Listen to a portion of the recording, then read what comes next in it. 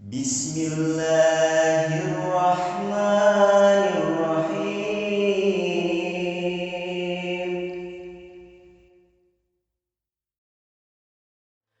Wa fil fikrati fi awaqibil umur, dan berpikir tentang akibat perkara-perkara.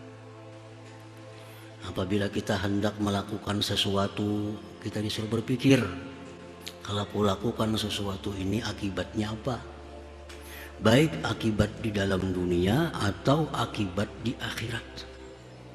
Nah, tafakkur tentang itu lebih baik daripada ibadah setahun, seperti yang disebutkan dahulu itu. Apabila ada ajakan nafsu,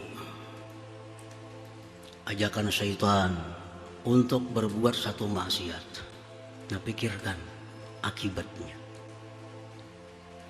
Apabila kita berpikir tentang akibatnya, pasti kita akan bisa menghindari, menolak ajakan-ajakan daripada nafsu dan syaitan itu. Kenapa orang melakukan maksiat? Karena ketiadaan tafakkur.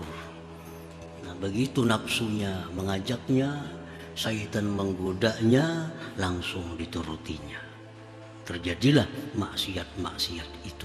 Andai kata dia menggunakan fikir tentang akibat dari maksiat itu, maka itu kada akan terjadi. Para muhibbin rahimakumullah, contoh seperti ajakan nafsu, ajakan syaitan misalnya untuk melakukan riba umpamanya. Ada peluang, ada kesempatan, ada tawaran untuk melakukan riba ini. Nah, itu mesti tafakkur, akibatnya apa? Kalau aku pinjam duit ini demikian berbunga-berbunga, kena akibatnya apa? Karena syaitan nafsu ini hanya untuk mementingkan sesaat. Nah, syaitan mengajak kita untuk kenikmatan sesaat. Dapat duit banyak, nukar ini, nukar itu ajakan syaitan. Untuk kepentingan, kelezatan, kenikmatan sesaat. Kada berpikir tentang akibat. Nah, berpikir tentang akibat. Kalau aku lakukan ini riba, apa akibatnya? Nah, antara lain akibat-akibat riba. Rasulullah SAW bersabda, "Ar-riba wa in kathura fa ila killin." Ujar Nabi, riba itu walaupun banyak menguntungkan, tapi akhirnya kebangkrutan. Itu sabda Nabi. Kita berhutang, berbunga, banyak dapat duit sekian miliar, tapi ujar Nabi, fa'ila killin, ujung-ujungnya kena bangkrut. Ujungnya bangkrut. Ini sabda Nabi, yang mana beliau tidak bertutur kecuali wahyu dari Allah Subhanahu wa ta'ala. Oh, kenapa ada orang riba maka sugih sampai mati-mati sugih? Kalau tidak pernah bangkrutnya, maka orangnya itu riba.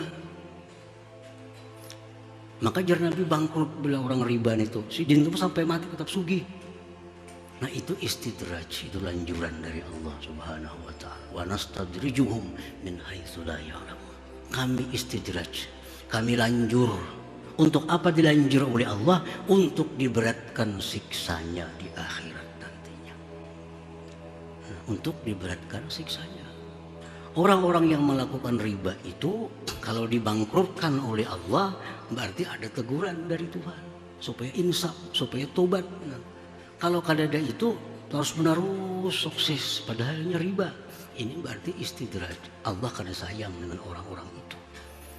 Nah, itu salah satu di antara akibat daripada perbuatan riba itu. Nah, kalau tafakkur demikian, insya Allah kada akan terlaksana riba itu.